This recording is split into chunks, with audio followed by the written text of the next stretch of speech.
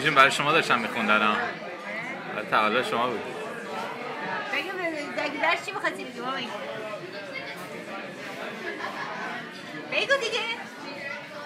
بودی سلام چطوری؟ ما اینجا تو رستوران هستیم و امشب تولد من بود. بچه ها اومدیم اینجا و جای شما همه خالی بود و کباب و خوب و جوجه کباب و کیک و شیرینی و همه چی خیلی خوب بود. مرسی از برای بچه ها و انشالله که شما همیشه خوب و همیشه سلامت باشید.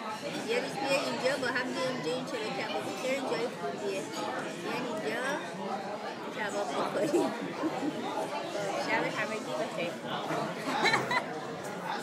اگر هم نمره لاتاریتون در بیاد همین رستوران رو می‌خریم با هم. داش چی شد این شماره لاتاری؟ گفت کشتی من. اون 3 تا شماره رو 3 دفعه خریدم هیچی.